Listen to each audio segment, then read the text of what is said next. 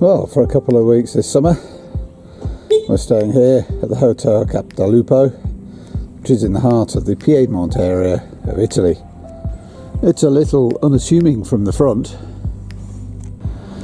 but reception is in fact on that upper floor, and all the rooms are stepped down from there, down towards the swimming pool, available for us during the day if the sun shines. The views from the hotel are across the rolling countryside, full of vineyards, all with hilltop towns. We're looking across at Rodello, and also to the small town, maybe even a village, of Montelupo itself. Lupo is wolf, Monte is mountain, so it's the mountains where the wolves roamed. Adjacent to the hotel is the Montelupo restaurant, award-winning, and its gardens provide a beautiful, at this time of year, scent of roses. This is the pathway up to the restaurant entrance. And adjacent to the hotel, the valleys are deceptively steep in places and dominated by the presence of vineyards. But where the valley sides are too steep, even the vineyards don't exist. There's a lot of natural forest here in the Upper Langa region. The area is well known for quite a few orchids. Here, the greater butterfly orchid. So the whole of this Langa region is amongst rolling hillsides, as I said, most of which are put over to vineyards, which are some real quality wines, Barolo being one of the most significant. But lots of small wineries exist, producing a good range of high quality wines. In addition, hazelnuts are a major production in this area, and Alba, the biggest town in this immediate area, is the home of Ferrero for the Rocha chocolates and also Nutella. But in order to maximise agricultural yield, nearly all the towns are on hilltops, most with prominent castles to protect themselves from marauders in the past. Well, in the local village of Montelupo, there are a whole series of murals, all based around the theme of the wolf. There's a little inscription around each mural explaining the folklore stories surrounding the wolf.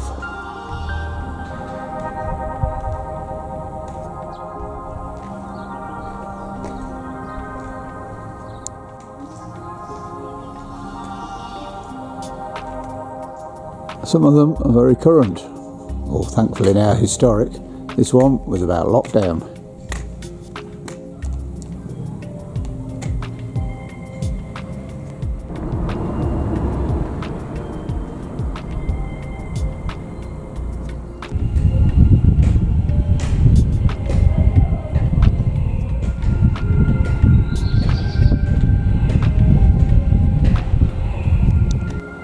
The story behind this one is the sheep convinced the wolf to adopt a vegetarian diet.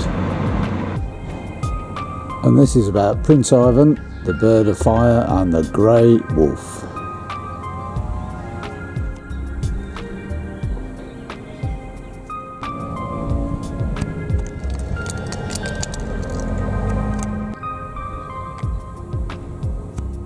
And so from the piazza in Montelupo, again look around the rolling countryside.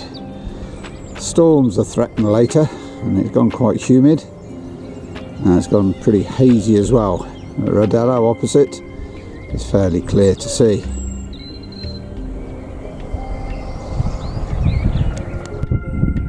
Our hotel, the Montelupo, blends in well on the hillside in the background there. And we started today's walk in the very pretty, attractive little village of Barolo. And Barolo, of course, is the name of the very fine and expensive but very high quality local wine. And Barolo Castle here contains a wine museum. Little wine shops are dotted around everywhere. Barolo is unusual that it's a village not on the top of a hill. We'll see more of the hilltop villages later. But already we're amongst the vineyards, and this season, which is now very early June, the farmers are out pruning the tops of the vines. And once the tractor's been round pruning the tops by hand, the vines are thinned out also to leave one strong shoot for each season and one younger shoot which will support next year's harvest.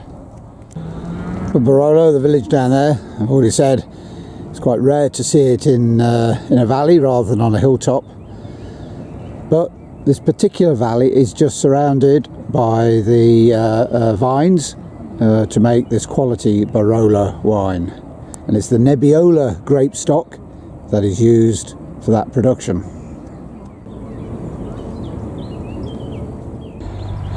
With the extent of the vineyards here, there's always a lot of maintenance and work needed in the early season before the grapes start getting picked towards the end of August into September.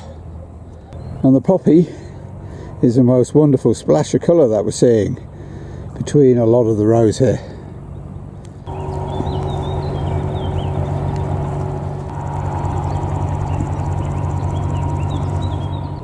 In addition, roses are planted at the end of many of the rows, and that's because roses can show disease in advance of that disease affecting the vine stock.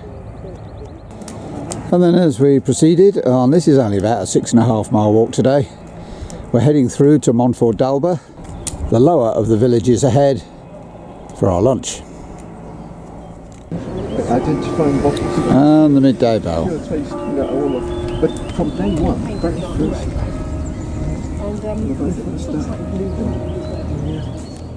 Well, today is a Friday, and it's probably the busiest day we've seen so far. Cafes are all buzzing, cyclists and walkers abound, some of our own group here, because it's Italian National Day. It's the 2nd of June. And then we came up through the village on these steep cobbled steps, and that brought us up to this delightful little amphitheatre where on a summer evening music is played. A little chapel right by. Well, we walked up to the top of Montelupo for lunch, found a bit of shade, and now before we head back down into the town, just looking at the views all around from what is a very typical hilltop village.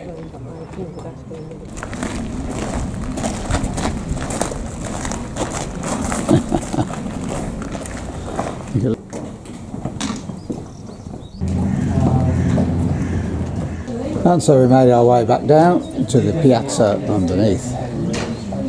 Well, now it's even busier with both motorcyclists and cyclists. This place is really heaving today. Well, several valleys over is the castle of Brunetto, and also this 12th century built church.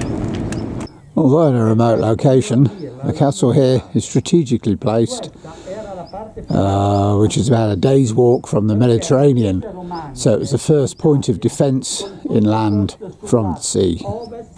So externally, this chapel was built in the 12th century, and later in the 15th century it was turned round, so it was on an east-west axis. In 1998, some impressive frescoes during a renovation were discovered inside. Over the leg or to leg? Yeah. Non cede, viene picchiato dai diavoli. So once he's not like falling into temptation, then he's beaten up by the devils. Han tolto tutti gli occhi ai diavoli.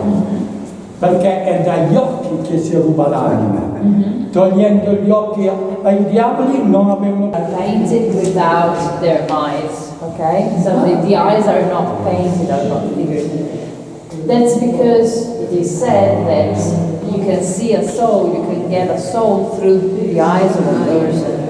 And in this way, the people were not stolen their soul, okay? They were not taken their soul. Sebastiano, malattie della pelle. Okay, so San Sebastiano protects from skin problems, skin disease. Sant'Antonio, fuoco di Sant'Antonio. Okay, so Fuoco di Sant'Antonio protects from a disease that basically is named after him himself, that it's called il Fuoco di Sant'Antonio, which is a sort of a virus that gets into your body and you feel like a sort of infection and you feel like San Biagio, catching up on fire. Gola. San Biagio. San Biagio, Gola. Okay, so San Biagio is the protector of the throat disease. Etna. Il bene è sempre bello, il male è brutto. Nero con... Two, let's say, ugly figures on the sides. The two ugly figures are represented as let's say, not a black but colored man with a Chinese hat, and on the left side, a man with a sort of North African, like Arab hat. It means there is a sort of comparison between good and evil. And the good is represented by the woman, by Sant'Agata, and the bad is represented by these two figures which are different from them, in order to say that evil is always different from us.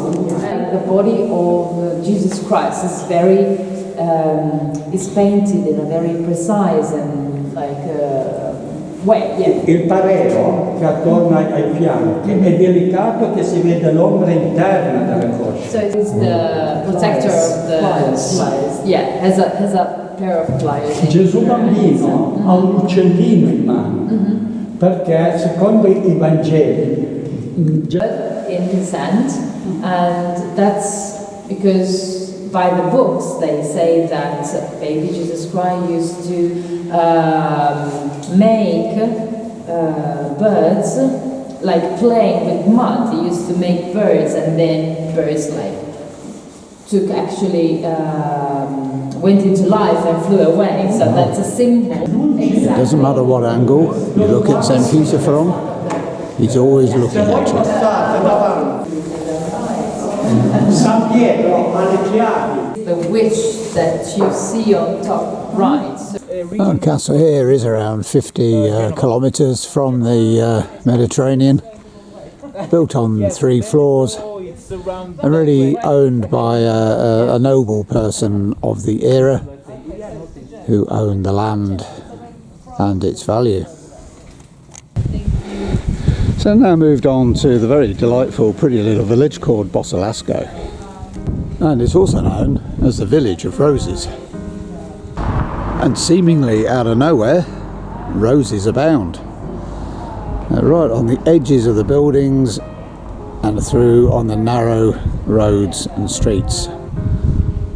No space for a dollop of manure at the bottom of them. In the square now is this angel of Altalanga, which represents the partisan movement who saved many Jewish lives during the latter stages of the last war. The streets are narrow and the buildings have got a lot of history.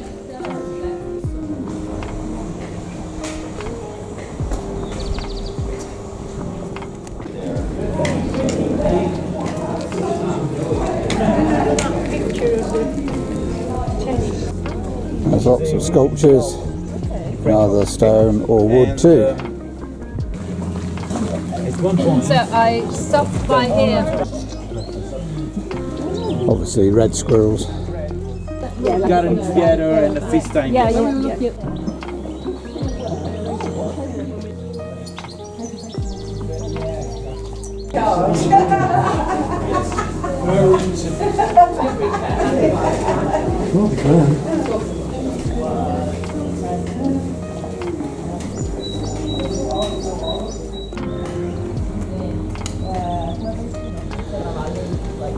And because this is a wine growing area, this is what happens if you drink it in excess. So, there we are, Bosilasco. A little while later, we started a walk and came across this these Indian blanket Gaillardia family, along with some mignonette, which is multi-branched with leaves a little like rocket. Later, recently planted hazelnut trees are surrounded by a carpet of wonderful meadow flowers. Okay, so a short while later we came through to Saravalanga, another little hilltop town. I'm just going to walk up to the church here before proceeding further. So it may not be the village of roses, but roses abound here nonetheless. To be listed is to get it. And standing proud in the square just beyond there is this what a pair actually of chestnut trees, but they have historic significance and are now monumental trees. They're preserved basically, and that in turn leads through to a further Piazza Square. But always it's so quiet. There's hardly any local people around seemingly, except for the odd dog barking. And from Saravalanga, again, yet another hilltop town. Looking back down now over the agricultural fields, which over yonder is predominantly for hazelnuts. Now beginning to look north. And whilst there's a commercial side to agriculture around here, there's also a domestic little garden here with potatoes, with tomatoes, with onions and all sorts growing in it. Now this is the final walk of the week, and virtually at the end of the walk, we've only got something like half a mile to go, is this most fabulous lady orchid. I saw it last week for the first time and it looked magnificent then. It's not quite as magnificent today, but it's a beauty to see nonetheless. Well, the restaurant in Montelupo is quite separate from the hotel, and we've all gathered now. This is our final supper, our final meal for this week, with the swimming pool outside. And one of the star waitresses is Sylvia here. Always got a smile on her face, always looking happy. Carry on, it's not a photo. Just keep going, Sylvia. That's lovely.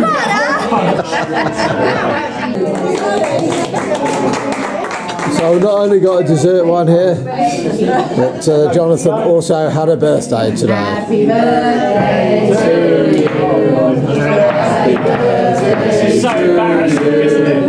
Happy birthday, dear Jonathan. Happy birthday to you.